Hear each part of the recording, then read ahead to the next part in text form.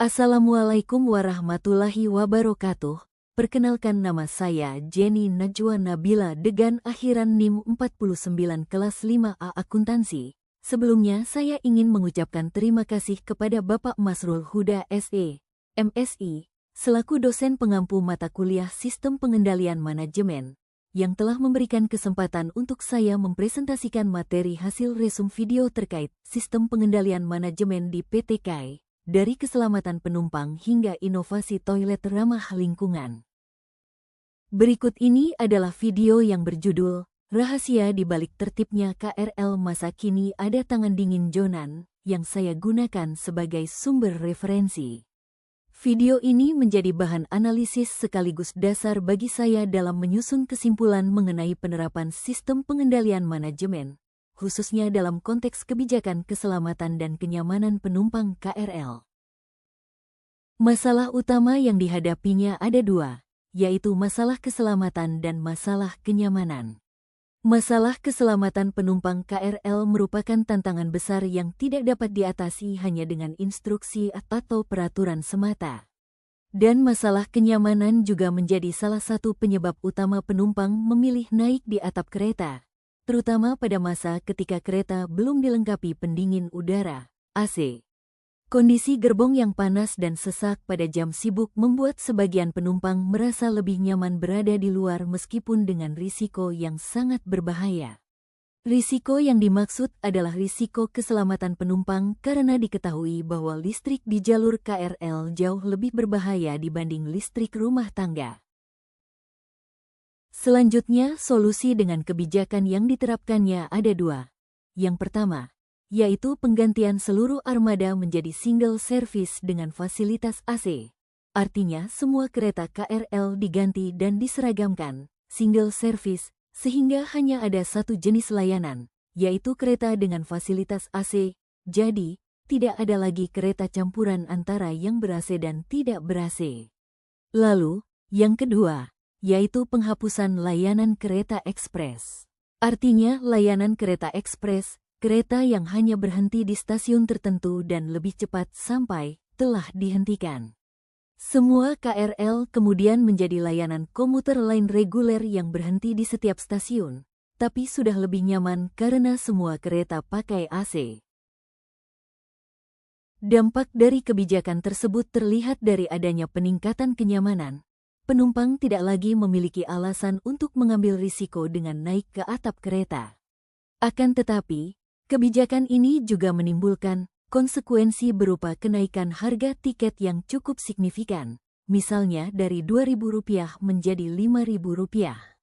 Walaupun demikian, protes masyarakat relatif kecil karena masyarakat menyadari bahwa perubahan ini membawa manfaat besar terhadap keselamatan dan kenyamanan. Tantangan dalam menjalankan kebijakannya bermula dari keputusan untuk menghapus kereta tanpa AC dan menaikkan harga tiket tetap dijalankan demi kepentingan jangka panjang, yang ternyata menimbulkan resistensi dan perdebatan dari berbagai pihak. Saat pemerintah, pengelola memutuskan untuk menghapus kereta tanpa AC dan menaikkan harga tiket, banyak pihak yang menolak atau memperdebatkan keputusan tersebut, misalnya masyarakat, pengguna setia, atau kelompok tertentu. Hal ini menunjukkan bahwa kebijakan publik seringkali memerlukan kompromi serta pengorbanan, baik dari pihak pengelola maupun masyarakat. Karena, kebijakan publik, kebijakan yang menyangkut kepentingan orang banyak, memang sering menuntut adanya kompromi. Dengan begitu masyarakat harus berkorban dengan membayar lebih mahal, sementara pengelola harus berani menghadapi resistensi. Hasil kebijakan yang pada akhirnya berhasil meningkatkan kualitas pelayanan transportasi umum, menciptakan standar keselamatan yang lebih baik serta memberikan contoh nyata bagaimana kepemimpinan yang tegas mampu menghasilkan perubahan yang signifikan. Kaitannya dengan sistem pengendalian manajemen. Seperti yang kita tahu bahwa sistem pengendalian manajemen, SPM, adalah proses yang digunakan manajer untuk memastikan bahwa aktivitas organisasi berjalan sesuai dengan strategi, tujuan, dan kebijakan yang telah ditetapkan. Dalam konteks video, rahasia di balik tertibnya KRL masa kini ada tangan dingin Jonan, terlihat bagaimana penerapan SPM, Sistem Pengendalian Manajemen, berperan penting dalam mengatasi masalah keselamatan penumpang KRL, di mana tantangan keselamatan yang dulunya muncul akibat penumpang memilih naik ke atap kereta karena faktor kenyamanan berhasil diatasi melalui kebijakan strategis berupa penggantian armada menjadi single service berase dan penghapusan layanan kereta ekspres. Meskipun menimbulkan resistensi awal karena kenaikan harga tiket, keputusan ini menunjukkan bahwa SPM tidak hanya menekankan aspek pengawasan tetapi juga menuntut keberanian dalam mengambil keputusan jangka panjang yang menyeimbangkan aspek kenyamanan, keamanan, serta efisiensi layanan publik. Kesimpulan yang kita peroleh berdasarkan analisis hasil resume video pertama adalah video tersebut memperlihatkan bagaimana masalah keselamatan dan kenyamanan penumpang KRL di masa lalu dan sekarang telah berhasil diatasi melalui kebijakan yang berani, inovatif, dan berpandangan jauh ke depan. Juga memberikan gambaran nyata mengenai tantangan besar yang dihadapi, mulai dari kondisi armada yang tidak memadai hingga kebiasaan penumpang yang berisiko tinggi. Dengan kebijakan penggantian kereta berase serta penyesuaian harga tiket, tercapai peningkatan yang signifikan dalam keselamatan dan kenyamanan transportasi umum. Sekaligus menegaskan bahwa keberanian dalam mengambil keputusan publik merupakan bagian penting dari keberhasilan sistem pengendalian manajemen, khususnya dalam sektor layanan publik. Selanjutnya, mari kita bahas video kedua yang berjudul Revolusi Toilet di PT KAI oleh Ignatius Jonan, yang saya gunakan sebagai sumber referensi. Video ini menjadi bahan analisis sekaligus dasar bagi saya dalam menyusun kesimpulan mengenai penerapan sistem pengendalian manajemen, khususnya dalam peningkatan kualitas layanan publik dan tentang bagaimana kebijakan perbaikan fasilitas dapat dikaitkan dengan sistem pengendalian manajemen. Masalah utama yang dihadapinya yaitu terkait masalah biaya menjadi faktor utama yang menghambat pengembangan toilet ramah lingkungan di kereta api. Prototipe awal toilet dengan sistem bakteri ditawarkan dengan harga sangat tinggi, yakni sekitar 500 juta rupiah per unit. Jika jumlah gerbong yang ada dihitung secara keseluruhan, maka total biaya yang diperlukan untuk penerapan teknologi ini bisa mencapai triliunan rupiah. Angka tersebut jelas tidak realistis bagi anggaran negara maupun perusahaan transportasi. Kondisi ini memperlihatkan bahwa meskipun teknologi ramah lingkungan tersedia, keterbatasan anggaran menjadi penghalang besar dalam implementasinya. Oleh karena itu, setiap inovasi di sektor publik harus memperhatikan aspek ekonomis agar tidak hanya berhenti sebagai wacana, tetapi benar-benar dapat diadopsi secara luas dan berkelanjutan. Solusi dari kreatif melalui kolaborasi lintas bidang.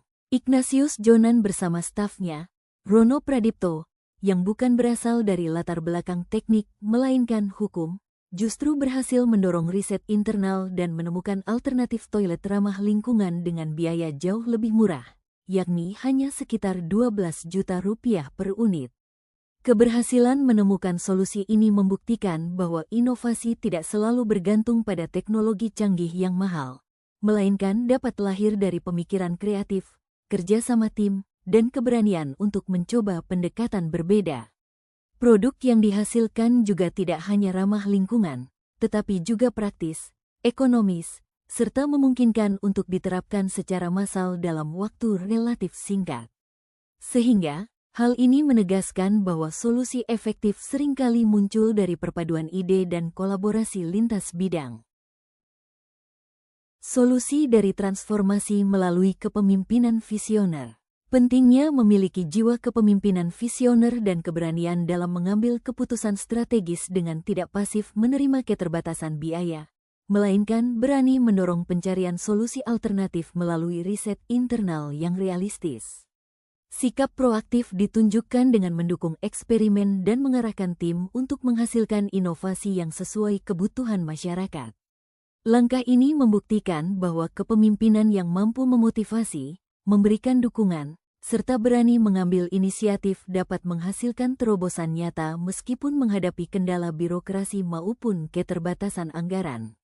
Inovasi toilet ramah lingkungan dengan biaya terjangkau menjadi bukti konkret bahwa dengan tekad, kreativitas, dan strategi yang tepat, pelayanan publik dapat ditingkatkan tanpa harus mengorbankan prinsip keberlanjutan.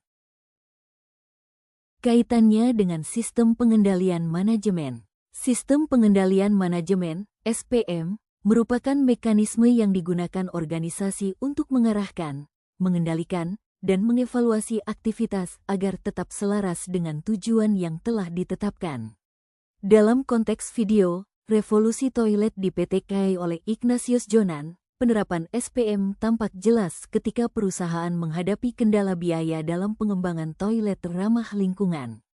Prototipe awal dengan sistem bakteri ditawarkan dengan harga Rp500 juta per unit, yang jika dikalikan dengan jumlah gerbong akan menelan biaya hingga triliunan rupiah.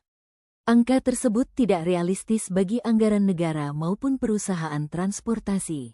Melalui penerapan SPM, Jonan bersama timnya tidak berhenti pada keterbatasan tersebut, melainkan mendorong riset internal yang menghasilkan inovasi lebih ekonomis, yaitu toilet ramah lingkungan seharga Rp12 juta per unit. Keputusan strategis ini menunjukkan bahwa pengendalian manajemen tidak hanya bergantung pada instruksi formal, tetapi juga pada kepemimpinan visioner, keberanian mengambil risiko, serta kemampuan mengarahkan tim untuk menghasilkan solusi kreatif dan efisien. Kesimpulan yang kita peroleh berdasarkan analisis hasil resume video kedua adalah video tersebut menggambarkan bahwa inovasi dalam pengembangan teknologi ramah lingkungan untuk kereta api tidak hanya membutuhkan teori dan perencanaan, tetapi juga harus mempertimbangkan aspek praktis, biaya, dan keberlanjutan. Melalui kombinasi pragmatisme, kolaborasi lintas disiplin, dan kepemimpinan yang berani, tantangan besar dapat diubah menjadi peluang untuk menghasilkan solusi yang efektif sekaligus efisien. Kisah ini menjadi contoh nyata bahwa sistem pengendalian manajemen yang baik tidak hanya mengandalkan instruksi formal, melainkan juga membutuhkan langkah nyata, terukur, dan tepat sasaran untuk meningkatkan kualitas layanan publik secara berkelanjutan.